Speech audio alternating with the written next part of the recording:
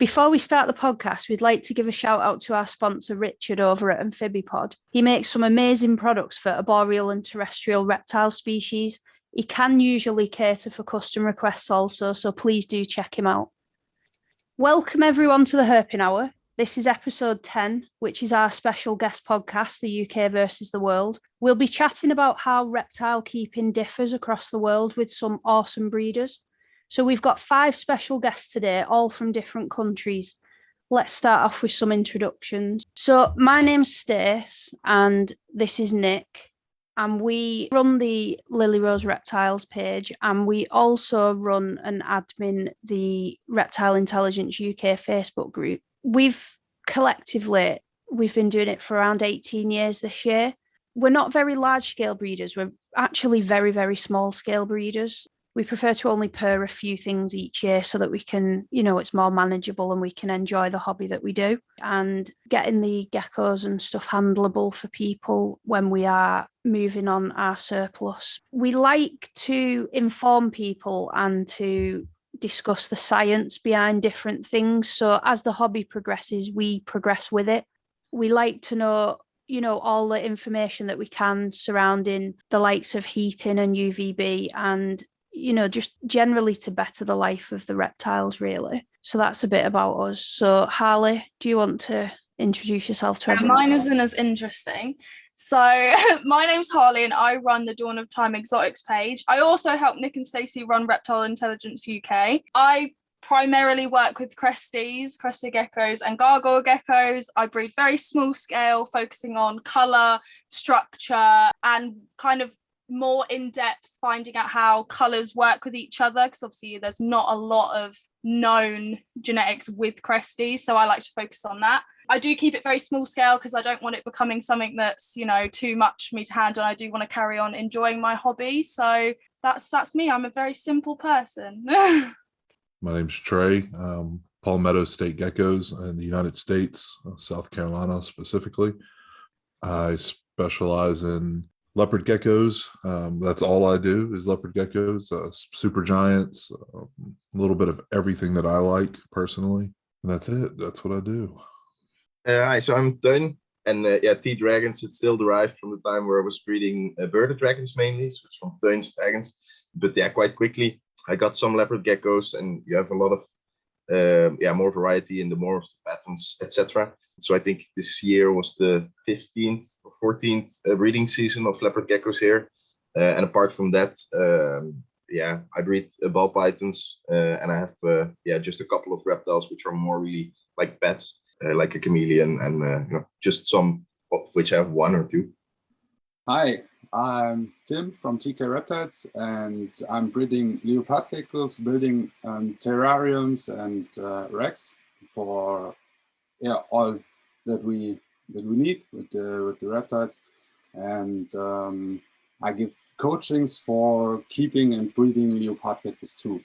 So I have a few different species like monitor lizards, like my crude. Maybe he's behind me. There's the guy. And I have some red eckies too, and a few leopard geckos and AFTs, for example. Yes, hi. I'm Sophie from Geckos by Sophie. And my English is not really good. I'm from Switzerland, so I hope I can get this. I'm breeding some different species. I have some snakes, viper boas, hognoses. I have leopard geckos. I have some other gecko species, Eublepharis hardwicki, for example. Then I have some uromastics and gargoyles too. So I bred since 7 years now, and I really enjoy to get this today. Hi, I'm Goncarlo from Dart Geckos, and I've been keeping reptiles since 2010, so 11 years. I started with leopard geckos and poison dart frogs, and recently I started a project with the Untitled Geckos. But my main project has been Leopard Geckos.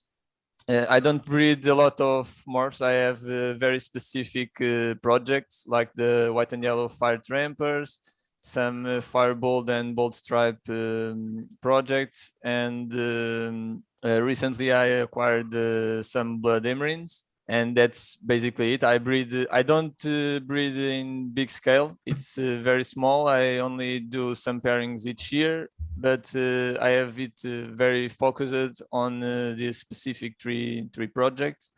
And then I breed the poison dart frogs. I build vivariums for poison dart frogs. I keep and propagate plants for poison dart frogs, and that's pretty much it. So if we go along the top as we usually would, so Trey, what got you into reptile keeping? All right. Sorry. Jay Stanley Coleman is messaging me and sent me a voice message. So I was like, should I play that loud while I'm recording this? And he said, no, I've cursed. So don't do that. So I've had reptiles and pretty much fish my entire life, all kind of pets. Just recently, I decided to actually start breeding them. So I'm relatively new at the breeding part of it. But when it comes to keeping, I've been keeping pretty much my whole life, at least something. Right, so we'll go for Tim. Yeah, I'm keeping reptiles since 2011. Yeah, I had some turtles as a kid around 20 years ago. This was my start, and there was a break until I'm 23, and yeah, so it's my my thing. Sophie? Yes.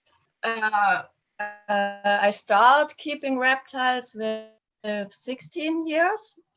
Before that, I was fascinated about reptiles. My dad and I have gone to different reptile zoos, and about 4 years, with 4 years age, I had my first spider on my hand. So always fascinated in reptiles, and with 16 years, I had my first with my ex-boyfriend. And since 7 years, I have my own thing with Geckos by Sophie, and added some more cool species. Next one would be Dart. Okay, so I started all this with the poison dart frogs because I always liked the frogs in general. And one time there was an exhibition here in Portugal with venomous animal, and there was a tank with poison dart frogs, and I thought, oh, okay, we can keep poison dart frogs in captivity because here in Portugal it was not easy to get the frogs, so I have never thought we could keep the poison dart frogs in captivity.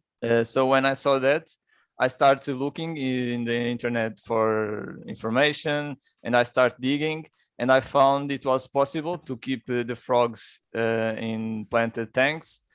And after that, I found out about the leopard geckos, and then I acquired some leopard geckos, and it started there. And now I keep the frogs, I keep the geckos, and everything else. T-Dragons? Yeah, so I think, yeah, I've always been fascinated about, regardless what type of animal. And then at some point, I think it was a friend of my mom's, I think, who had a terrarium in their classroom for educational purposes. But yeah, it's a funny story. That guy actually won the lottery, so he stopped working and just wanted to give it away to someone. And I think I was 8 or 9 at the time. So then I got that, but it was mostly some amphibians in there. I already had quite some tropical aquariums breeding. Yeah, I think it's guppies in English. Yeah. I'm not sure. Yeah. And I was breeding with different colors, etc. And that's where the reptiles started. So then first with the bearded dragons, and then the leopard geckos. So in the beginning, yeah, was a lot of funny scenarios where people would come to pick up a bearded dragon, for example. I would open the door at 11 or 12 years old. The first question they would ask me if my parents were home. I told them, yes, they are, but if you're coming over to pick up the bearded dragon, then it's me you need. So yeah, that's 19 years ago now. I'm now 28, and now I mostly focus on on the leopard geckos. I still have some bearded dragons and ball pythons on the side just because I like the genetics a lot that you can play around with. But the leopard gecko has always been the main thing for the last 10, 14 years, I think. I'm glad you said that, because when you said earlier how long you've been keeping, I was like, what are you, 12? Like, yeah, I was breeding them by the time I was 11, I think, bearded dragons, and then leopard geckos at 14. That's awesome. Your parents are much better than mine. Yeah, they're really easy. They're really easy. So we'll dive into it with what other people's countries are like. In your country, what's the reptile community like as a whole? Is it like quite welcoming and informative? Me again? We'll start with Trey. All right. You know, the United States, you get so many different people. There's a lot of really good ones, but then there's also, you know, the cancel culture of, if you have an opinion different than mine, then you're a monster and I'm going to burn you at the stake. So it's, you know, there's a lot of really good people and there's a lot of bad people too, but that's everywhere. As for how large it is, it's pretty big here. You look at YouTubers from here, people like Brian Barczyk have 3.2 million. Coyote Peterson has 19 million subscribers. And I know that's worldwide, but that's like, I can't even think about 19 million subscribers when it comes to something like that. But for most part, most of the breeders are good people and will help and will, but then there's also those that think they're the greatest of all time and they don't want anything to do with you. So but for the most part, it's pretty good. They're pretty good people. Mm-hmm. T-Dragons. Yeah, I think here it really depends on the different communities. For example, the leopard gecko community will be completely different from the ball python community and the boa constrictor, etc., etc. But I think in general that there's a big educational aspect to it. I think in the most of the like the Dutch or like even the Belgian leopard gecko groups that are here, it's, yeah, of course people show pictures of their geckos, etc. But most of it consists about you know, people just asking questions, other people answering them, setups, temperatures, breeding, etc., etc. And yeah, of course, they're also here. We have the people who say you have to do it like this, you know, and otherwise they will all die. But I think overall, it's, I think we can't complain here. It's people helping each other. And I think I can remember from, I think 15 years ago, there was also a lot of secrecy on keeping, feeding, etc. Because people basically, some of the, like the old veterans who were breeding the most expensive geckos, they didn't want other people to have the same success, etc., etc. And luckily, I think that now that's starting to fade away. Because, for example, also I will share all my knowledge because there's really no point in not doing it. You know, it will be beneficial to the people keeping them, but also to the animals. And I think that's changed for the better. Yeah. I have to agree with that. I think it's important that everyone does share what they know. I mean, not everybody's going to know everything, but unless you do share what you know, then nobody's going to learn from one another, you know, in that respect. So I do agree with that. Yeah. Tim? Yeah, I think the situation in Germany is the same like Teun and Trey said. Then there are many good peoples and some other they don't have good thinking in this cases. And I think it's a thing of open minds and acceptance. Yeah. And I know because I made the experience with different ways for keeping one species in this way, yeah, and it works. So then there are many discussions where I think they don't have to be, yeah. Yeah. And that's, I think it's a thing of open minds and acceptance. Yeah. Yeah. Sophie? Yes. So Switzerland is a tiny country, so we don't have a large community, but I think it's a really nice community. So at reptile shows, we all say hi and speaking together, and there's no much bad or good people. So it's a middle thing here. So it's really nice to see, and yes, we don't have large breeders or something like that, or only one Facebook group for Switzerland, and I made a WhatsApp group. So that's all here. Dark geckos. Here in Portugal, I think it's pretty similar to Switzerland because we are a small country too. So we pretty much know each other. And I don't know other communities in terms of snakes because I'm not into that community. But in terms of poison dart frogs and leopard geckos, we pretty much know each other. And I think most of us help each other when there's some trouble. And yeah, when new people come into the hobby, normally I see a lot of people trying to help and guide in the best way. So I think our community in Portugal is pretty nice. I think the UK needs to take some note, don't we? Yeah. Yeah. Everywhere else seems so nice. So in the UK, it really is hit and miss because there's some people who won't give you the time of day. Like if you don't know everything stepping into it, then you aren't worthy. Where there's others who will take hours out of the day to try and explain things to you and help you along. So it can be quite cutthroat, for lack of a better phrase. It can be very cutthroat because it's very competitive. Like I think it's because we're such a small island. It's like, well, you're taking a sale from me when it shouldn't be seen like that, because it should be about bettering the genetics and bettering that species and working on what you enjoy and not what you can get from it. So it is very, it's kind of cutthroat over here, I'd say.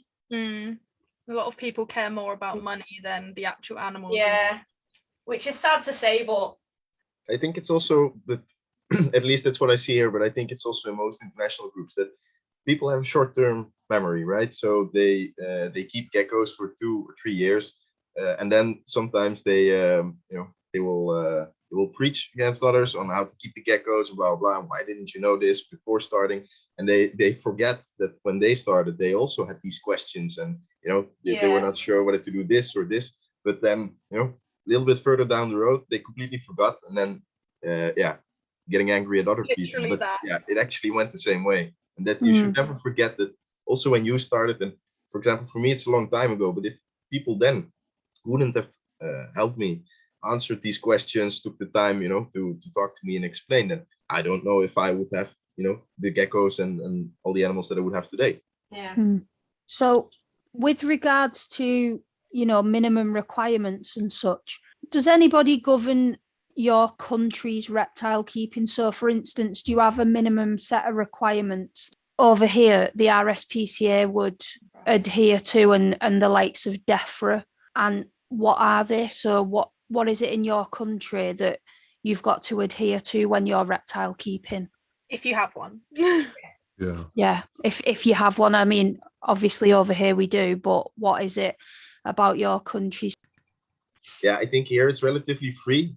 Also, apart from reptiles, there are no, I think maybe for cattle, but other than that, there are no like minimum requirements for sizes of the terrarium or these kind of things. I think they generally phrase it as they have to be able to do their natural behavior, and that's of course very open to interpretation. So, for example, I think here it's it has been in the jurisdiction of different government agencies over the years, but I think they've been here 2 times, and then they just check general health, but they don't really have reptile specialists.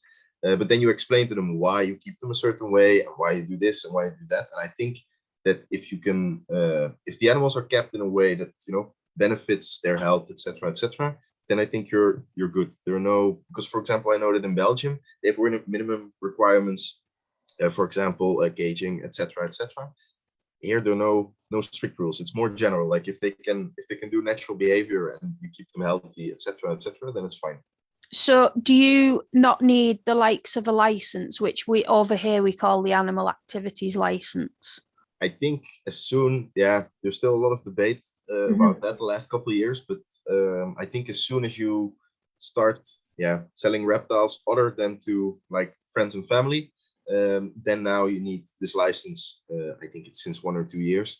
And it's basically, I'm not sure what that education is called in English, but basically if you go to school to learn how to take care of animals and then the reptile specialization, it's basically that diploma that you need now. And you can get it with a course, so you don't have to do a 4 years education. But yeah, that's now required if you want to breed and sell animals. But other than that, if you don't breed and sell, you can keep 1,000, I think, as long as they're kept properly. You don't need a license or anything like that. So we'll move on to Tim. Yeah, at the moment we are free. Yeah, today we have election day, so maybe there can be a change, and the topic of some rules or some things in this way are always a topic with the discussion in our governments, and yeah, so we have to see how it will develop. Sophie? Yes, we have the veterinary office that keep an eye on all breeders and all animals, so not only reptiles. And we have for all reptile species minimum tank sizes. So you have to look on the website from the veterinary and calculate the tank size for your reptile, for your species. So for example, a leopard gecko, you have to take the head torso length and make that 6 times. Then you have the length and weight and the height. So it's 72 centimeter times 72 centimeter and 20 centimeter for 2 geckos. Similar to So, and you have to do that for all species you handle. Yeah, that's probably roughly the same as us. Yeah. And I think that's if we get a license though. So is that the same for you? So for a license, you need if you bred more than 99 babies per year. Okay. Then That's you need a interesting. license. Yeah. Yeah, But that's before that, you are a small hobby breeder and you don't need it. cool. Thank you. Yeah, that's interesting. So we'll go to dark geckos. Okay, so in terms of minimum requirements, supposedly we have each animal needs to be in a cage that it's double its size, but then no one ever checks it. So it's supposedly you need to do that, but most of the times no one checks that. In terms of seats animals, the stuff changes a bit. In those cases, we need to register the animals. If we breed the animals and we want to sell, we need to get a breeder license. And in terms of the non-seats animals, if it's like something small, a small scenario, like you sell 1 or 2 animals, you should not need it. But if you sell in like a shop, you will need to get to, I don't know if it's what's called, it's open activity, open business in the financial department, and you need to be able to provide the invoices of those animals if you are selling like a shop. If it's just like for a hobby, the seats animals, you need everything I told. In terms of the non-seats animals, it's pretty much the double cage for the animal, and that's it. Similar to us. Yeah, that's similar. It sounds like what the AAL would be over here. Yeah. Trey? Yeah, I feel like y'all left me for last because we have none of that. No, it's I mean, there are specific laws depending on state, and it's mostly around ridiculous people that have screwed up and let something loose, and either on purpose or by accident. Like recently we had a zebra cobra that was loose, and it's all of a sudden now everybody wants to put a new law saying you can't have anything poisonous, or so most of them around that. Here in South Carolina, we can't keep black and white tegus and southern hognose. Why? I mean, there's no way they would survive in winter, but all these stem from Florida. Florida has a lot of really strict laws when it comes to handling and keeping reptiles, just because of the temperature there is warm all year, so they thrive. So like boas and pythons are now almost completely taking over out there. But as far as keeping personal, and like with me with leopard geckos, there's none of these. We have none of that. I mean, most laws here revolve around dogs and cats, stuff like that. So if somebody finds out you're not keeping a dog very well, now, I mean, of course, if it got out, I'm sure the USDA or somebody would show up and find out you have 4,000 reptiles that you're not keeping well. They'd do something about it, but it's very rare. I don't think I've ever heard anybody on the news being in that kind of trouble. Now, they did with this guy who recently let that cobra get loose. They took all of his reptiles. They made him pay a huge fine, all kind of stuff. So there's rules and laws behind it. There's just, it's not as enforced as if it's like a dog or cat, that kind of thing. So I think with us, they try to enforce it, but they don't do it as well as they should. So to sell a certain amount of animals, you need an AAL, which is the Animal Activities License, because then they start classing you as a business and they take you out of the hobby side. So they've targeted specific people in the hobby to try and make them have an AAL when they are just a hobby breeder, small scale, nothing huge. But there's people selling on the masses who don't declare it when they should. So it was more brought in towards backyard breeding of dogs and cats, but reptiles got put under the umbrella. Yeah. Because obviously you can get big numbers of reptiles providing how many you keep. And then it's not countrywide, it's down to your specific area council. So what happens in our town might necessarily not equate in a different town, because it's down to that council to regulate it. So it's very blurred lines and messy, really. When no one really knows what they're doing, let's be honest. No one that tries to govern it really knows what they're doing. That's how a lot of places sort of get away with like doing some of the stuff that they do, because the officers that they send in to check don't actually know, or majority of them don't actually know what they're looking at. They're just following what's written on a piece of paper. Yeah. So a lot of people can sort of like chat around sort of keeping in like bad conditions and things like that to get away with it. Yeah. Yeah, here in the United States, the IRS, they've put laws in place to kind of help and protect, and it kind of does.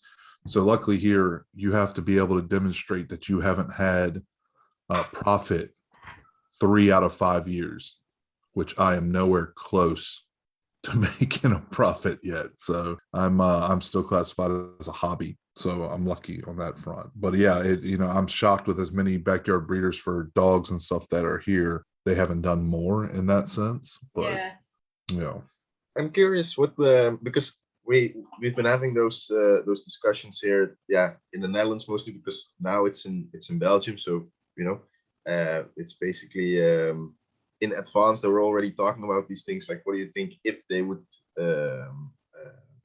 make these laws here the same? So these minimal requirements for the size of the tanks, right? Because, for example, in Belgium and also the other countries that I know they have them, they only make a difference between, for example, lizards, snakes, tortoises, etc. Right? They're divided in really big groups.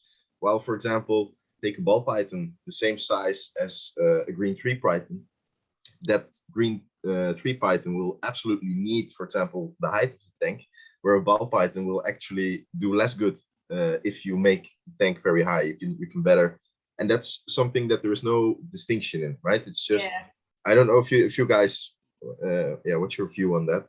That's where it gets messy as well, because the minimum standards are constantly changing, because obviously husbandry is advancing all the time. So they come in, and when we had like the people come out to us, and they come in and they've got the solar meters, and they don't know the science behind it all. As Harley said, they're just following a piece of paper. So when you're giving a leopard gecko UV, it's obviously not as high an intensity as you're giving your dragon. So they're not 100% on the standards that they're supposed to enforce because they're not specialised in it. They're just, the class as environmental health, aren't they? Yeah. So they're environmental health, so they're not specialised animal people. It's just, yeah. So it's very, if you can get it done properly, I think it's brilliant. I think it's a good idea. But when you don't know, like the people who are coming in don't know how to enforce it, then that's when it gets. Yeah, because as you've said, it's open to interpretation, and that's exactly how they described it to us when we inquired. So they have to adhere to DEFRA, which is the actual animal licensing people. And that's the same for the likes of the reptile couriers over here as well.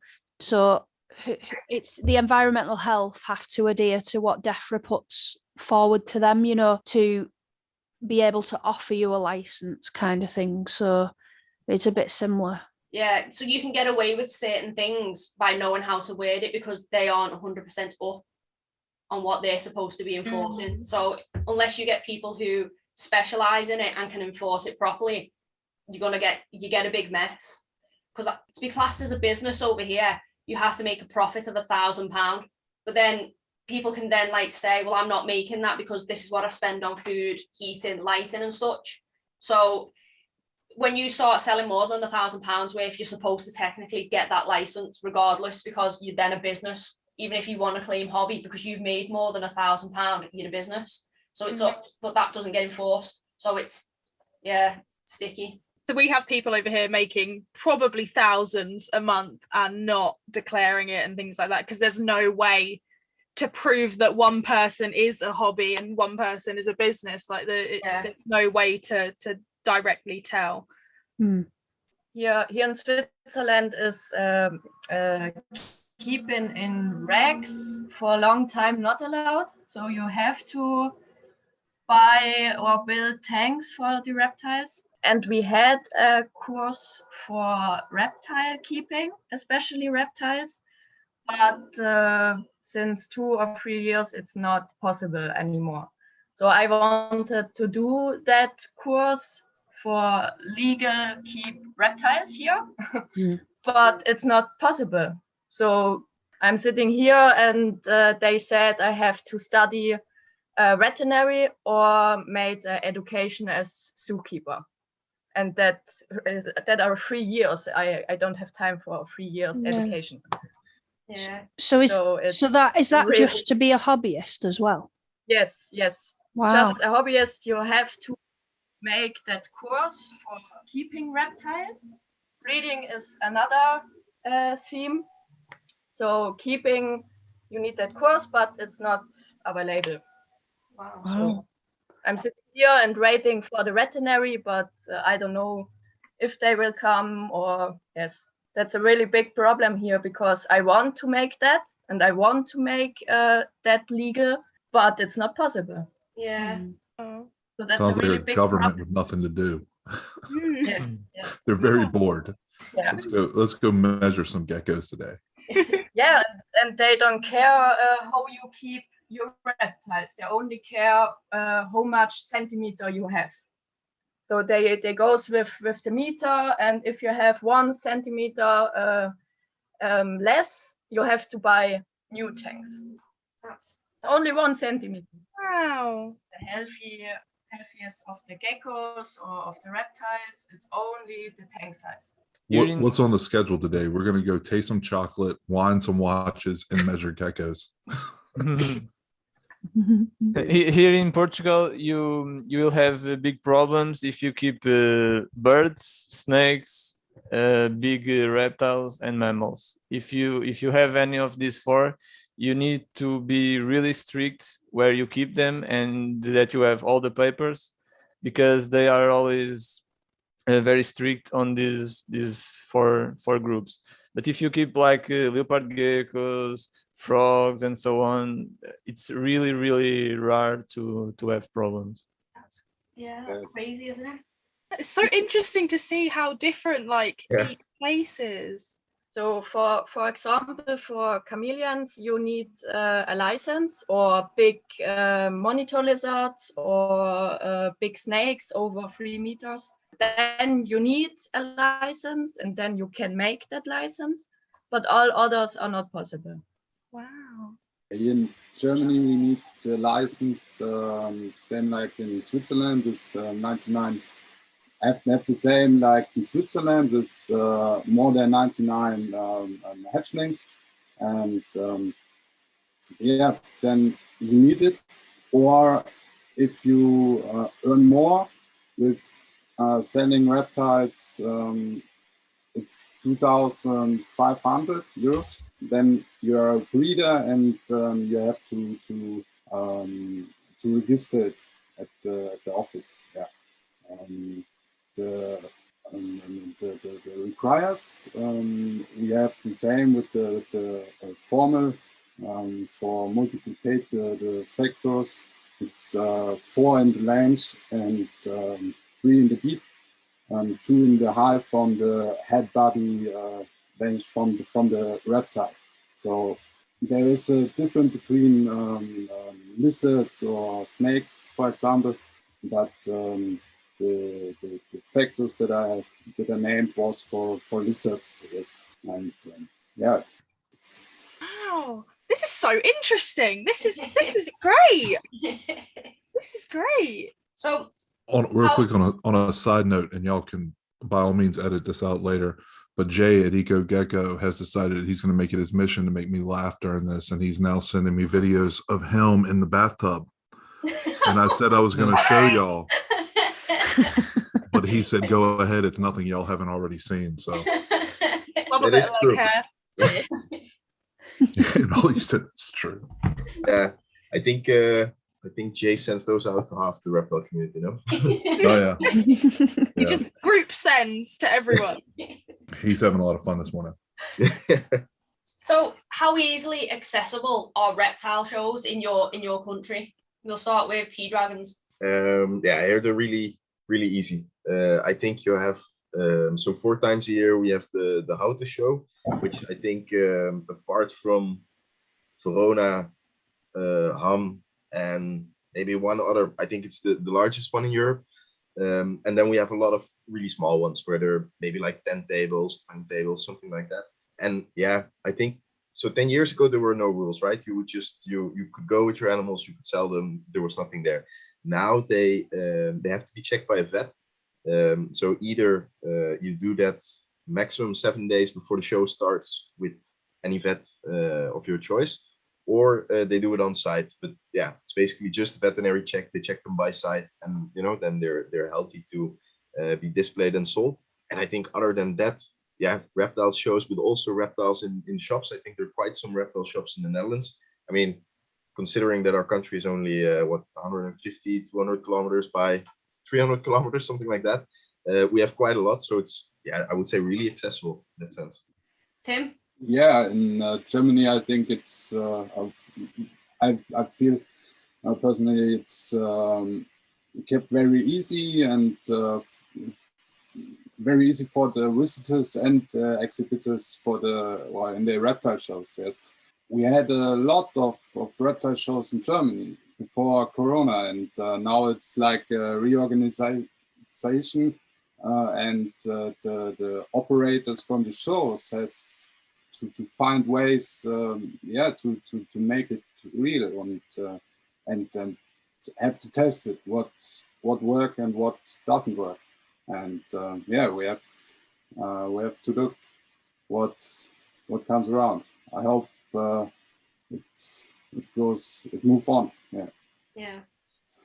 We'll go with Dart. Okay, so here we are in the corner of Europe, so it's really difficult to go to the reptile shows. We have no reptile show in Portugal. We only have one show that has dogs and cats and a couple reptile breeders, but it's like 4 or 5 tables with the reptiles.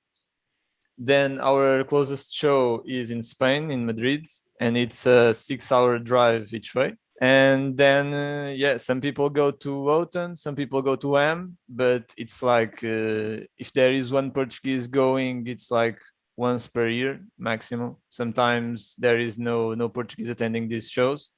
What we normally do is we have some Spanish breeders we know, and we ask them for transport, because we are really far from the main reptile shows in Europe. There's me thinking my 4.5-hour drive to Donny was bad. Yeah, we are really bad here. Yeah, like you wouldn't think, because I was just assuming everyone would have like little shows within their country, but for you to not have any. Trey? I'll make this guy feel real bad.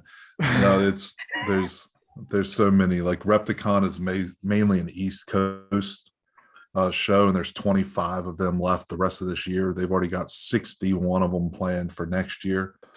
Yeah, and I'm not a huge fan of going to shows like that. Y'all shows are more quality, and it's a way to catch up with people and see and kind of show off. Here it's just a whole bunch of breeders that are bringing stuff they couldn't sell online, and they won't bring their best stuff because they don't want to take a chance, and you don't know what you're going to get. They definitely don't have to go through a vet. It's not always the best situation or environment. So I'm not a huge fan. I haven't been to one of the big ones like Daytona. I was going to go this year, but I had to travel, so I missed out on that. But it's not the best experience. Like sometimes it's cool, especially if you know some people, but for the most part, I mean, they're everywhere. There's one a month here, and it hasn't stopped since last year. They've been going on, so it's a little crazy. Whole lot of people just nudging and trying to get to the best deal possible and not really paying attention to what they're buying. So,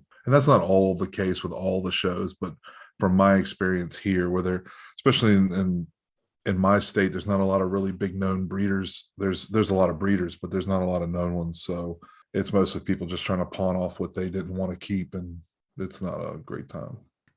Sophie? Yes, it's really easy here in Switzerland to accessible reptile shows.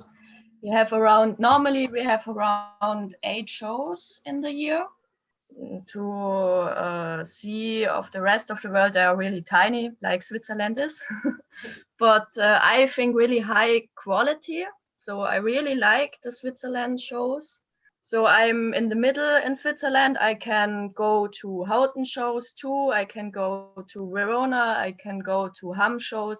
It's all about 6 to 8 hours, and that's okay for me.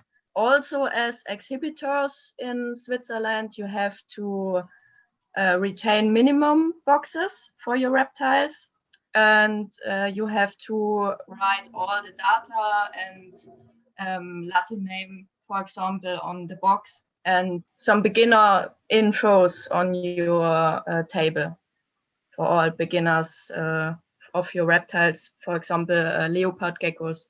Yes. Yeah. And hatch date. That's quite good, that, because a lot of people just get away with, here's this animal, and there's no details with it. So yeah. I think we have one main show 4 times that happens 4 times a year. Then we've got smaller shows that pop up in different areas. Yeah, we've had more shows pop up now, haven't we? Yes, like, it's got more coronavirus. Yeah, more shows in different sections of the UK pop up. So it is expanding, which is nice to see, because although we are a small country, it can be quite a long drive to get from one end to the other. So it's more accessible for people who don't have access to travel or can't travel for long periods of time and such. So it's because of all the roundabouts. No, roundabouts actually scare me. It's why I don't drive. I swear I was in France, and that was all it was roundabout for 3 hours. Oh, you'd love Scammerdale that's near us then, because literally they don't do traffic lights. They chose to do all roundabouts. Yeah. Really? Yeah, not joking. Truthfully, didn't they? Yeah. Truthfully. Mad. Yeah, Disney. In Hemel Hempstead, there's a roundabout that's broken up into 6 other roundabouts, and the gap between each roundabout is about 3 cars. It was a mess when we went there. Mess, absolute mess. So, is it difficult and costly to import reptiles? We'll start with Tim. The import, I think it's very easy. There are the CITES list animals you have to register, and then it's okay and fine to keep and to import reptiles. Yeah, easy, short way. I haven't had to yet. I did at one point when I was talking to Ferry about a gecko. I talked to Dutch dragon importers, and it was going to be about $160 to send one here. I think it's harder for y'all than it would be for me if I had to. I just haven't had to do it yet. And the funny thing is some of the older breeders have told me, like, if I have somebody inquire that's out of the country, make them do all the work, and that'll show how legitimate they want to do it. So put it on them, and they find how to get what they need. So, but yeah, I haven't had to deal with that yet. I will soon, because I've just bought a bunch of geckos from Europe that I'll have to get here. Stress for a different day. Yeah, it'll come soon. Sophie? Yes, it's really hard and difficult. We're a tiny country, but it's really difficult here to import. So we have to, we need paperwork. So if I go to the show in Houghton, for example, I have 1 week before fill out the paper what I will bring with me. So I have to think, maybe I will find a nice gargoyle or leopard gecko. I have to write it down 1 week before I go to the show. So, and for that I pay 88 Swiss francs. And then I have to go to the custom. And after the custom, I have to go to the veterinary and show them the reptiles. They only count. I don't know why I go to the veterinary, but they only count and give a stamp. So yes, but it makes really hard that the custom people are not knowing what they are doing in their job. So they don't know if I came with reptiles, they don't know what to do. And I have to explain them what papers they need to fill out that I can go to the Swiss custom, and after that I can go to the veterinary. So that's the hard thing on that. And for CITES animals, it's much harder. So you need an online request too, and that's 100 Swiss francs on top. And I never made that CITES animals because it's enough to non-CITES animals bring to Switzerland. Yeah, we can send animals with post or something, animal courier. That's not working, so you have to make it by yourself and bring them to Switzerland. So you don't have an animal courier? You have to just deliver it? Wow. It's illegal. You don't do. You can't do that. Yeah. Wow. So I have to drive Interesting. to Houghton, for example, and bring them down to Switzerland 8 hours, and then I have to go to the custom and to the veterinary, all in one. That's a lot of work, really, isn't A lot it? of driving. So the export is really easy. You can drive through and it's all good. So I can send to the USA with DDI, for example, but the import, it's really hard. Wow. Yeah. Mental. Okay, so I'm not really into the imports, so I don't know much, but the imports I've done was with DDI from the US, but they come to Germany and then to Portugal, so there was no trouble at all. And I think if I'd like to import directly to Portugal, I would have a lot of problems, especially the CITES animals. Because I know some people that not now, but they imported back then, and normally they would always import to like Germany or Netherlands and then transport them back to Portugal, because here they put a lot of problems importing animals. So it's quite difficult for you then to get them into the country. If it's from another European country, it's okay. But if you import directly, to Portugal, then you will need a lot of things. And then the biggest problem is you'd import, then they would hold the animals for inspection and so on for so long that would be a risk for the animals. So we'll go on to tea dragons. I guess we're really, really lucky here then, because I think so. I've exported geckos from the United States to South Korea to Japan, Hong Kong, and the rest of Europe without any problems. And it depends a bit. For example, I think the majority I did through Sander from Dutch Dragon Import. And then there are a couple, I think South Korea was a different one. I think it was a German exporter that did that. And yeah, getting them in, I really think that apart from the transport fee, for example, that it doesn't really matter whether I buy a gecko in the next city or in the United States or anywhere else. It's just an extra cost that you add. Yeah, and I think, so for example, if it's anywhere, if it's the UK or Ireland, etc., then you have the S&D Critter Company, you have Reptile Hunters, etc., etc. So there's always a way to get them there. I think for Europe, well, we have the European Union, right? So there's a lot of, it's sort of a semi-border between countries if you're doing import-export. And then for anything that has to go through another continent, so the US or Hong Kong, etc. Then with Sander, it's just he names you the price, you bring the gecko over, and then a week later it's there. But all of that goes for non-CITES animals, so I'm not sure how that goes. I do know that also here they also have people breeding falcons and eagles, etc. These are CITES and also exported to outside of the EU, so it is possible. I just don't have a clue how hard that it will be. But non-CITES animals, that's really easy. If you just fill out like the certificate of origin, etc., a good exporter importer, then you can get them really easily. Yeah, so in the UK, we've got the Doncaster show, which is 4 times a year. I think there's another couple that are down south, but I think they're only once a year in October, as far as I'm aware. Yeah. With regards to importing and exporting, it's not actually that difficult, is it? It's just costly more than anything. Unless so it's CITES. Yeah, You have to have all the paperwork and the forms and. Yeah, so we're lucky in the sense that we do have reptile couriers over here that do UK runs, and they also do European runs, and then you've got the likes of DDI and that will import from America to any of the shows usually, and then there's normally a collaboration between the UK courier and pickups at different shows across Europe. So we're quite lucky in that respect. Yeah. We're not too bad. I don't import. It's too confusing to me. I'm very simple. Too much stress.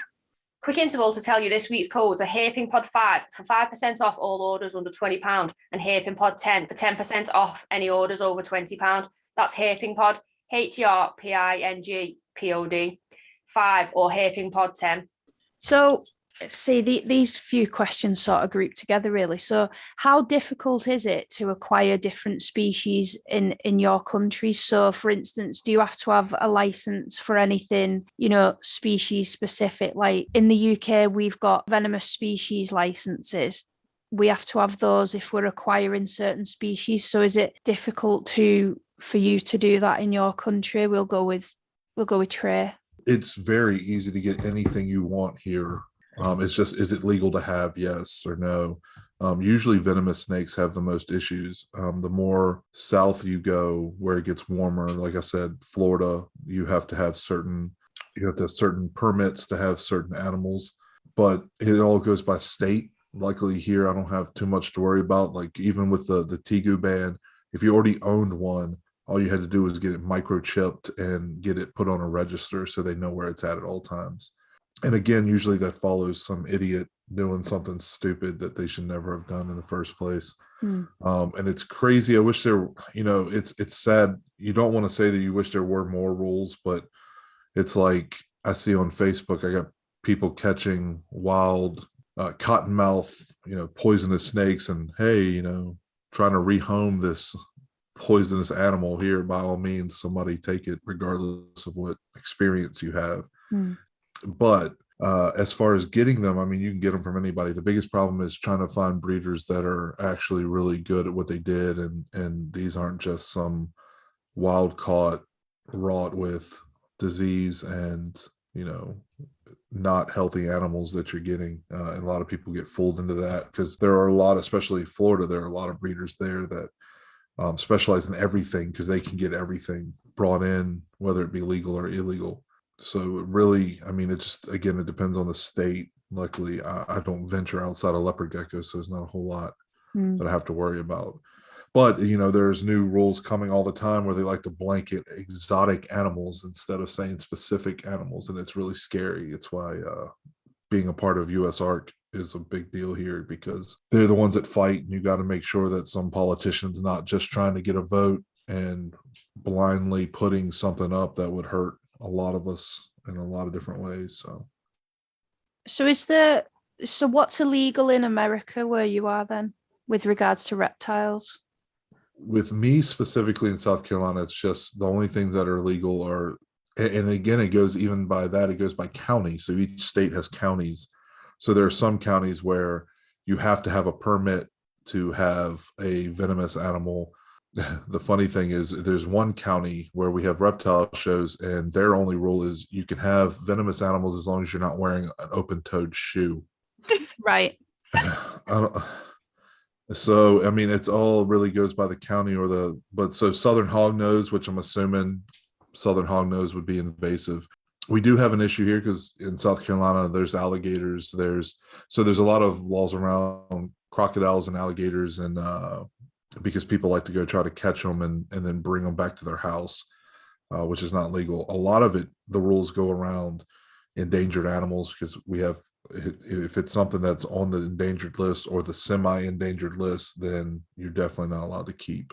But other than that, and there's some tortoise laws, because people try to get giant tortoises here and then they realize they can't take care of them and then let them go. And for the most part, they'll survive. But other than that, there's really not a whole lot of laws, and depending on where you are. But it's, it's crazy because they start trying to pass laws for, banning certain things up in Michigan. And Michigan, it gets -10 degrees. There's no reptile that's supposed to be in a tropic area going to survive that. But it gets votes because reptiles are scary to normal people. Yes, so all non-CITES animals are really easy to get here. So normally you will find the normal stuff like leopard geckos or ball pythons. Sometimes you found some really rare species like my viper boas. So, but it's really uncommon. But sometimes it happens, and then it's really cool. And you need a expert license for chameleons and monitor lizards, venomous snakes, but then you can keep them all. So if you have that license, it's easy to get them. Dot. So here, the more common species like leopard geckos, bearded dragons, ball pythons, it's easy to get. Then the rare stuff, and even some that are not rare but not so common, it's difficult to get here in Portugal. And then we can't keep any animal from our native fauna. So any animal from our country we can't keep in captivity.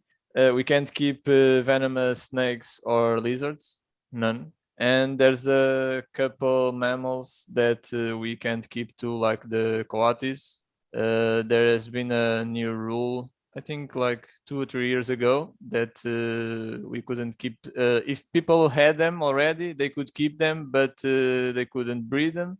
And you can't get new ones after that rule. Tim? Yeah, in Germany it's very easy too. I think you can get what you want. Maybe there are some few where it is difficult, but I think that the standards of the reptiles like corn snakes, leopard geckos, or bearded dragons, pythons like this, you can get at pet stores from hobby breeders or at reptile shows. And by the way, online, I think it's part of the new world after Corona. And yeah, you can get what you want.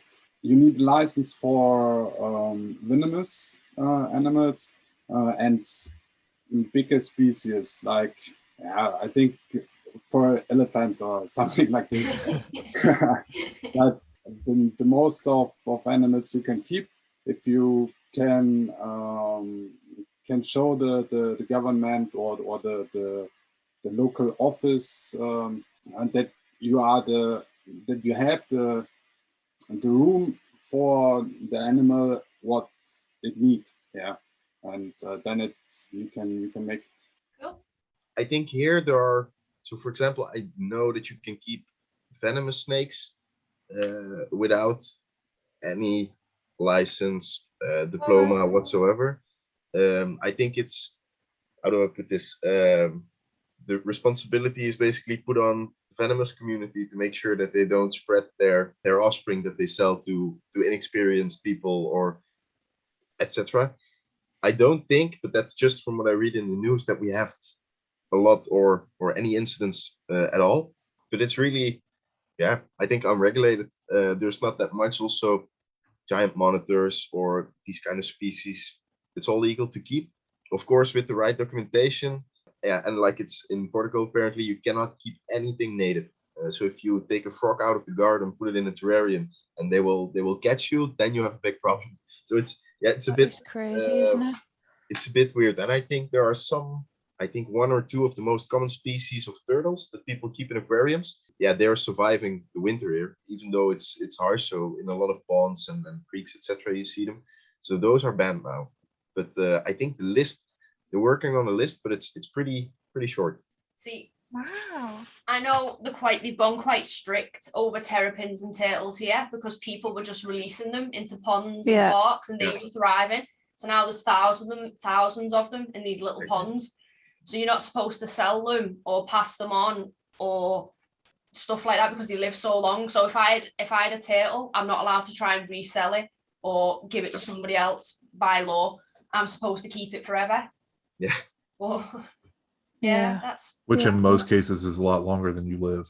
Exactly. You're right, it is. So is there anything that you'd love to own, Sophie?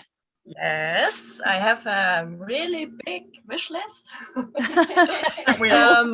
I will say only a few of my really big on top, and but there are many others. So, for example, I have the earless monitor, if you know that.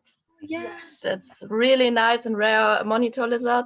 Then some Abronia species, African fat tails, and different skink species. Yes. Skinks. And also some Uroplatus. I really like them. Yes. I think Harley likes Abronias, don't you? Is that I love Abronia, yeah. I want to keep those in the future too. So. They are awesome. If I look on the Leopard Geckos, so it's a dream for me to keep all that ghost genetic in all combinations here at Geckos by Sophie. So I'm working on that, but I've there are many. Been looking at your is it Ghostbuster line?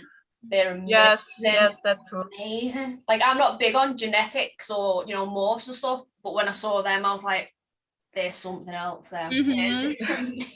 Yeah, it's usually Thank you. Yes.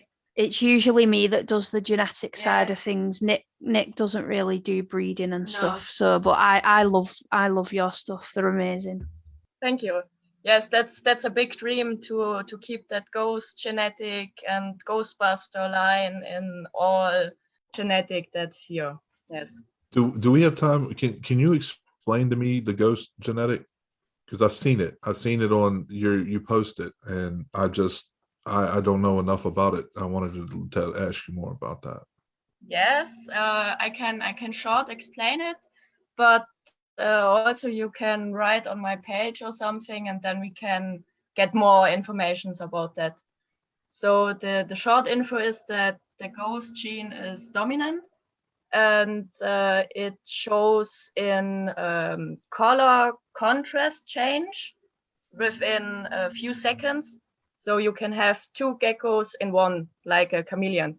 So in the first moment, it's really dark and really grayish.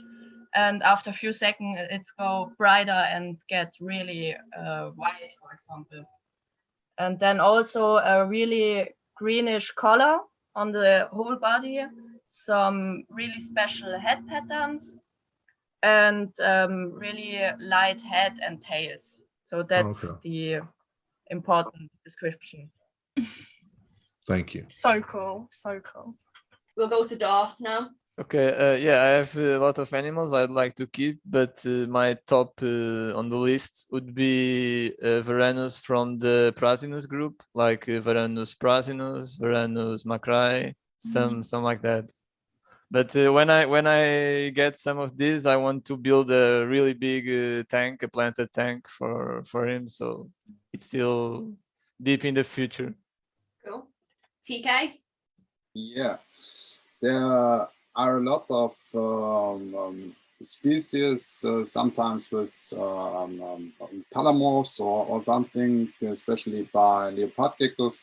I have a few new ideas for projects with it. And as a species, I'm very interested in monitor lizards, and I like the Varanus adherences. I like it, but they are a bit smaller than the normal monitor lizards, and yeah, I hope I found a place to get a terrarium with them. Other species are mouse frogs.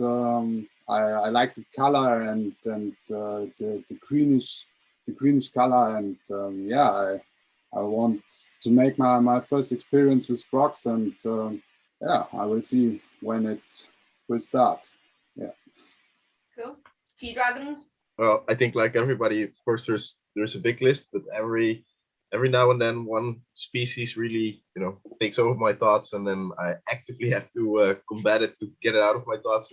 I think at the moment it's one of these like the Galapagos tortoises, or the one from the Seychelles Islands, the one that can really go up to hundreds of kilos. So in that case, it's quite simple. I don't have the space, so then that will limit me there. But yeah, that's the one at the moment. That's like a really big tortoise species. Cool. Trey? Whichever one would take care of itself would be great. No,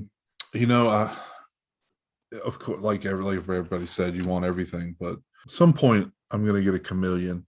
That's kind of, what started my fascination when I was a kid was chameleons and changing color, and they're so bright and pretty, but I hear they're giant pain in the ass. So I'm gonna have to wait a little while until I get more time on my hands. So I think for me, said it before, mountain horn dragons, or I don't know what the name, those really big leaf tails.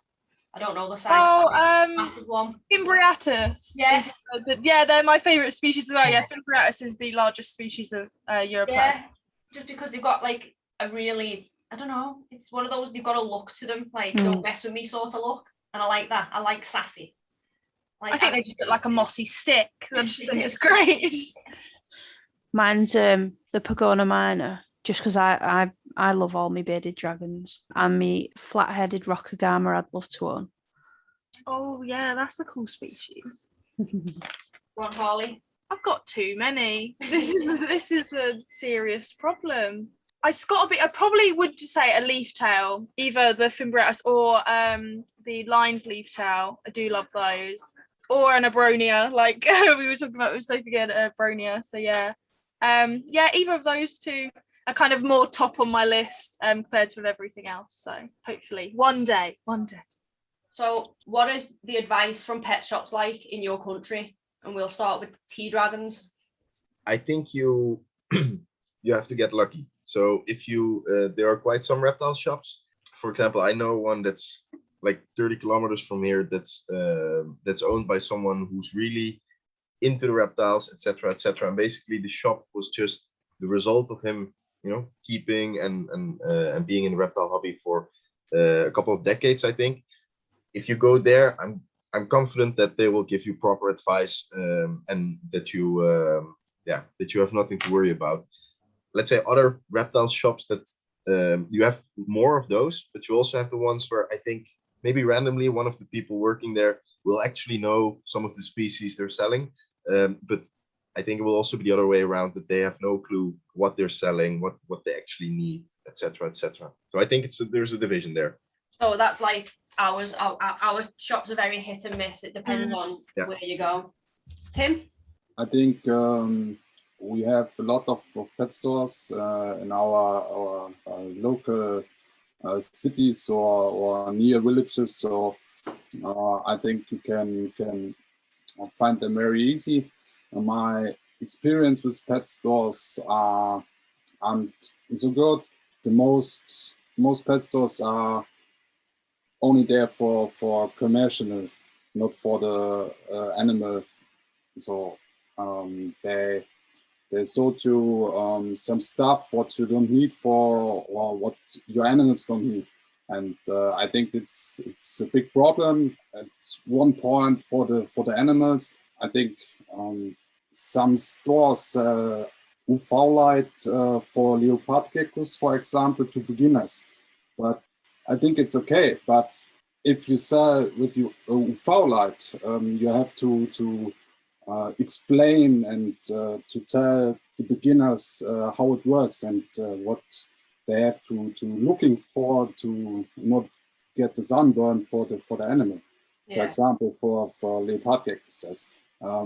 I made this experience, or I heard it from customers, and I think it's an important thing that if some store facility or something sold animals, they have to inform right, and not only for the money or for the business. Yes. Yeah. And, the best experience are with breeders.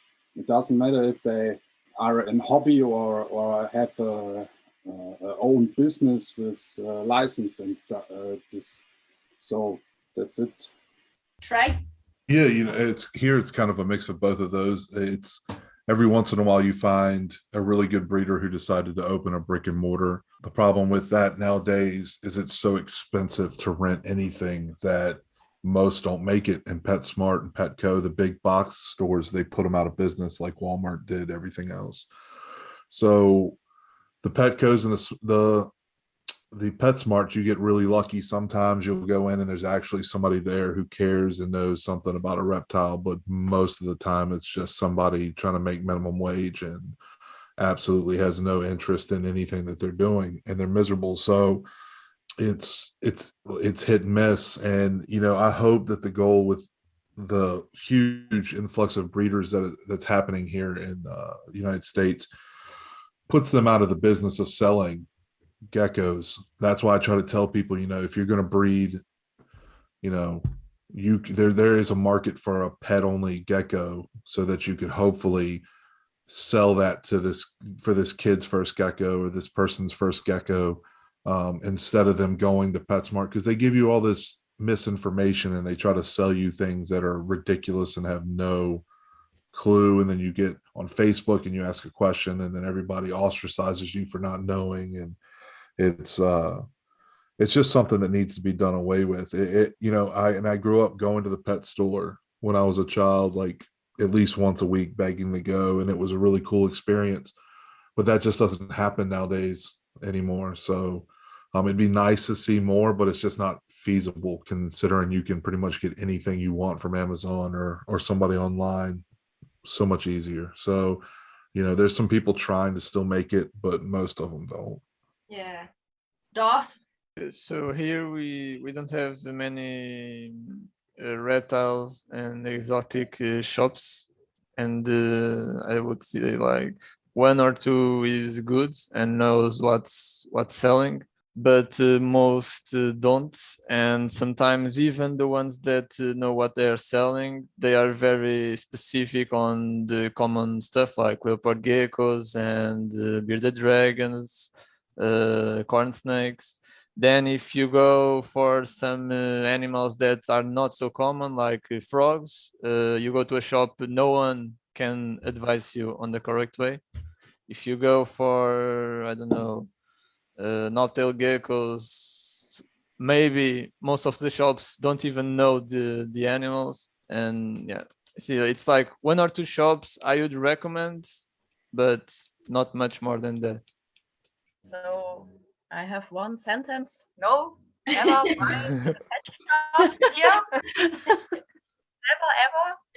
No, they don't have much experience with reptiles. So the people who work there are only selling education, but nothing with reptiles or the other stuff they sell.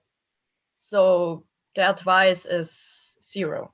So never buy a pet in the pet shop, and advice is bullshit. So go to a breeder or some reptile shows, and then you can hear what they say. But pet shops are bad. Yeah. See, over here we've got like a handful, literally, of pet shops where they've got a genuine interest in reptiles. Yeah, they specialize in just exotics reptiles, yeah. and reptiles, yeah. So they don't sell anything for cats or dogs or mammals, it's just exotics. And then you've got the likes of Pets at Home, where some of their stores are now not allowed to sell exotics because they're that bad at it.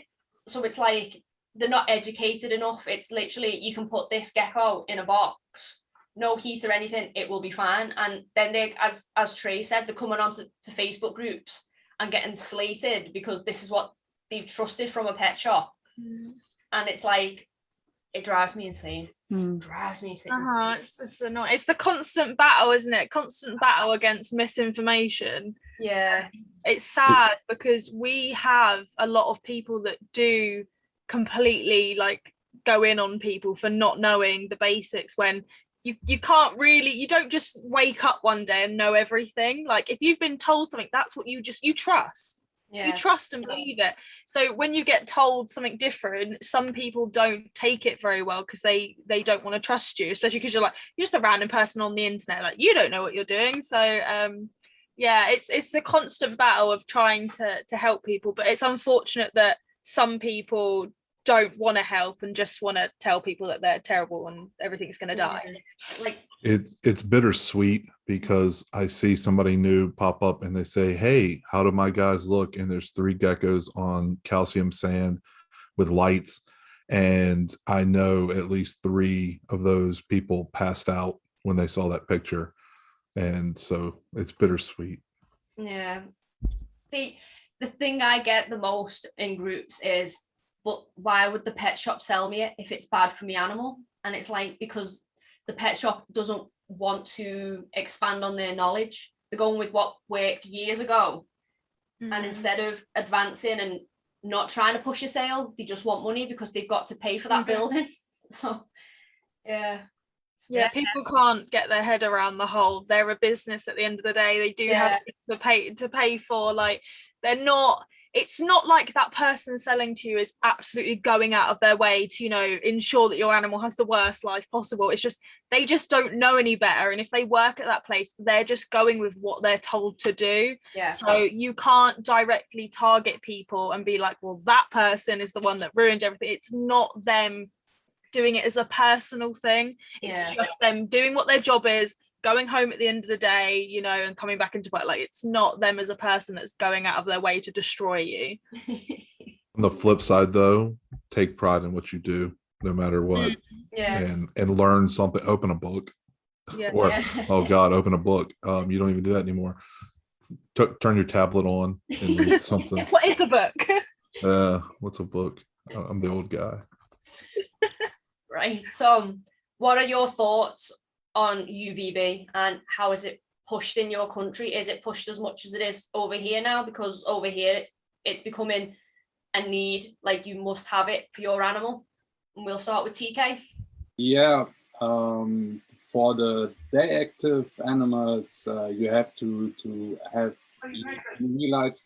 Yeah, for animals like leopard geckos, you can choose by your way, by what you like.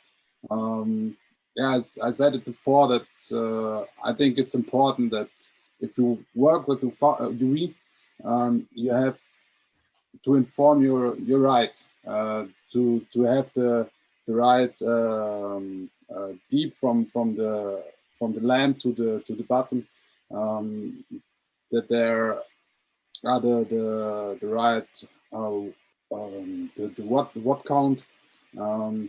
So I think if you if you are informed, you can do it easy with UV. Yeah, but you have it for the daylight animals. Sophie? Yes. So it's not a big stuff here in Switzerland. So we have the normal animals like my uromastics that need UVB lamps. If we go back to the pet stores, they often sell UVB lamps to normal leopard geckos or something for 200 Swiss francs, for example. So I think it's 50-50. So for like uromastics or monitor lizards, you have to need UVB lamps. But for example, for leopard geckos, you can, but you not must be, if that's right. Yeah. Yeah, I think it's pretty much the same. There are some animals that benefit from the UV, and then there is more than proof that we can keep some animals in very healthy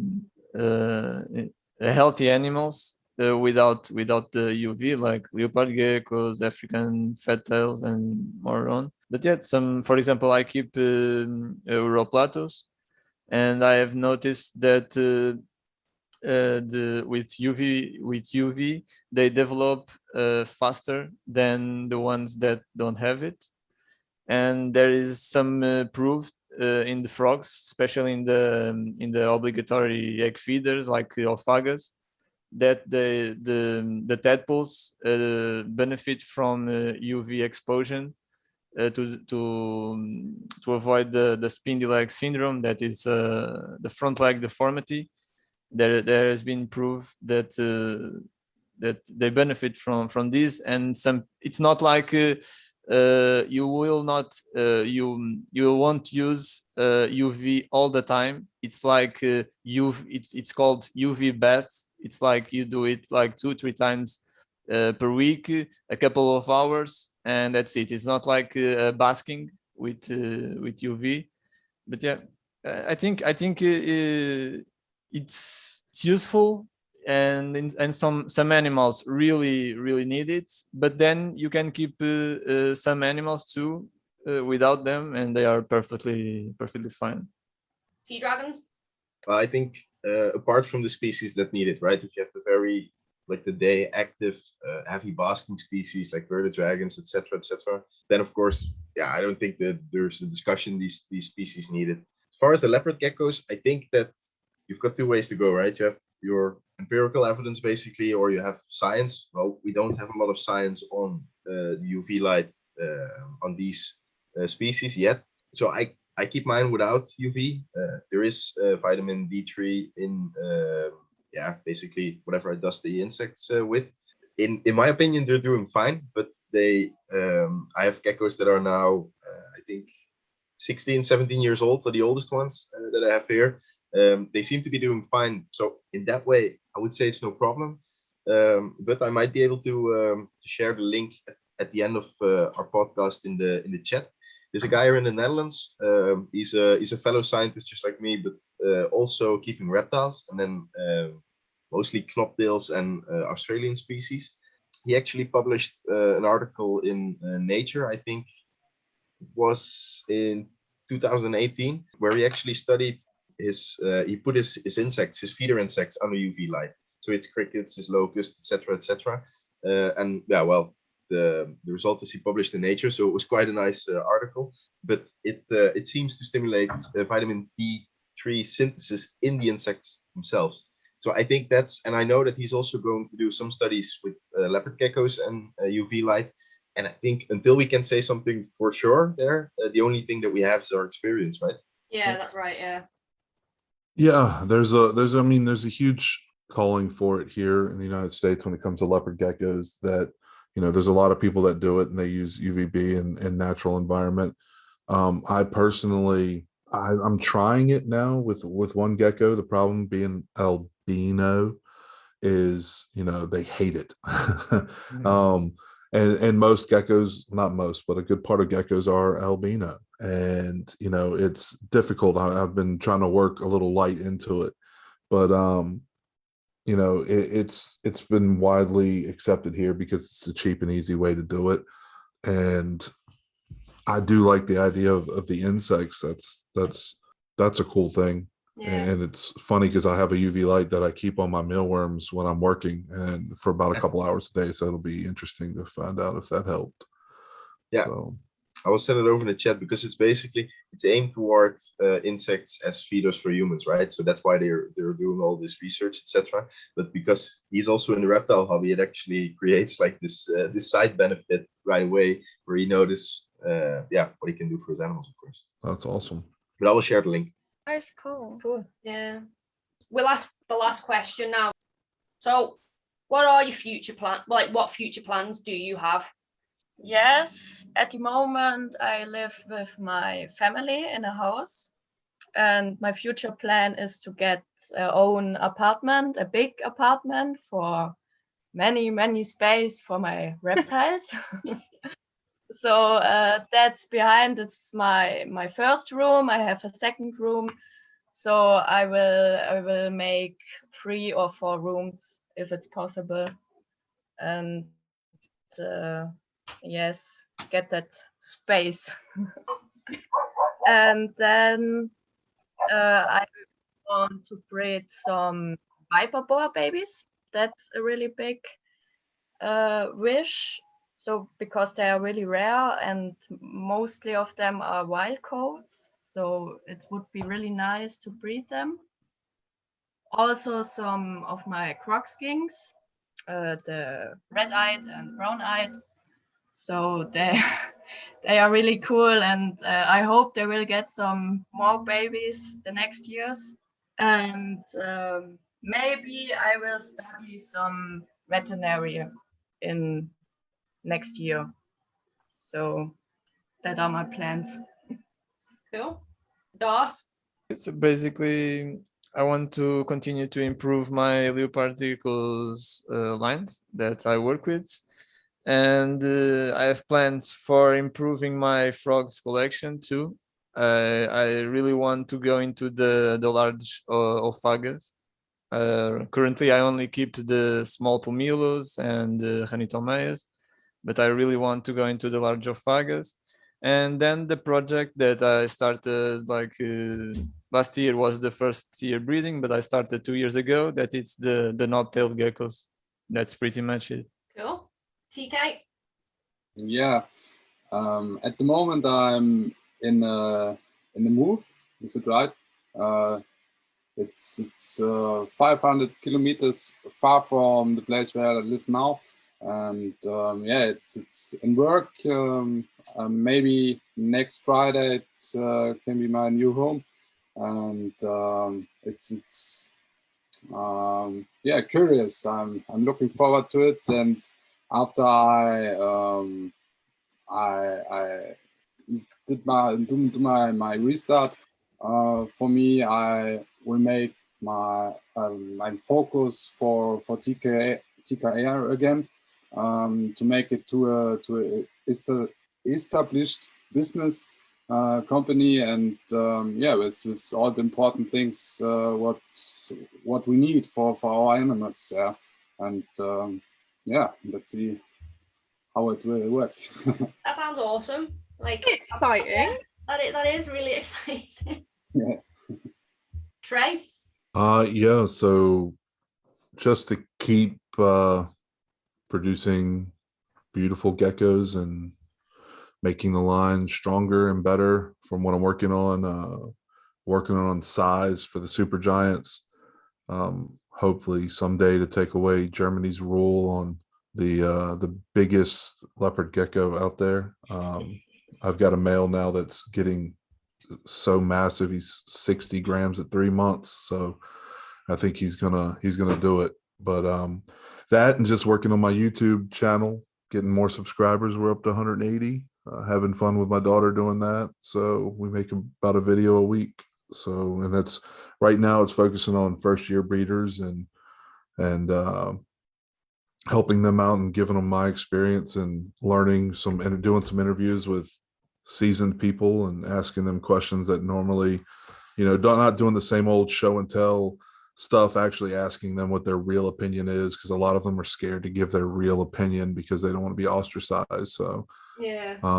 trying to bridge that gap of where people can just open their mind and listen to other people, and you might find something you thought you knew, but Yeah. it opens your eyes to something different. So that's kind of what I do. Cool. I look forward to seeing more about that, actually, because it is needed. Everyone's too scared to speak out about things and be honest about stuff. Because as you said, becoming ostracized is a big issue at the minute. So, T-Dragons?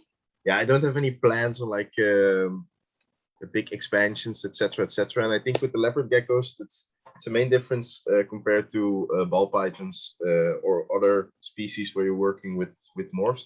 With leopard geckos, we only have a handful of genes that that are transferred, like recessive, codominant, dominant, etc. The rest is line bred, polygenetic. We're not sure what's going on, and that on the one hand it limits because you cannot just stack genes and see what happens. But on the other hand, it also creates a lot of opportunities, because if you set up your own lines, and then not 1 or 2 generations, but like 5 to 10 generations and on, you will create geckos that are really unique compared to someone else, and that are also quite hard to copy. It's not that someone else can say like, okay, I like that idea. No, we actually will have to get your geckos to go with that. And I don't mean that money wise, like it's the easiest way to sell, but I mean it in the way of uniqueness. They cannot do the exact same thing. It will take them the same 5 or 10 years to go that route. So for me, that's the way that I'm going to do it. Would be my advice also to people breeding leopard geckos, to find some way, like what you want to cross or what you want to breed something that's unique and that will be recognized in the leopard gecko community, I think. Yeah, I agree with that. I've actually, thank you to everyone, because I've really enjoyed that. It's been really nice. Yeah. This has been really good. I think this has been my favorite podcast. Yeah, it is actually. It's been really This has been great. Cool. So thank you so much to everyone for joining us today. It's been extremely enjoyable podcast to record, and it's been great to get to know each of you and the ways in which our hobby differs, across the world. Thank you again to all our listeners, and we hope you've enjoyed this episode when you tune in. Bye. Bye. Bye. Hi. Bye. Thank you.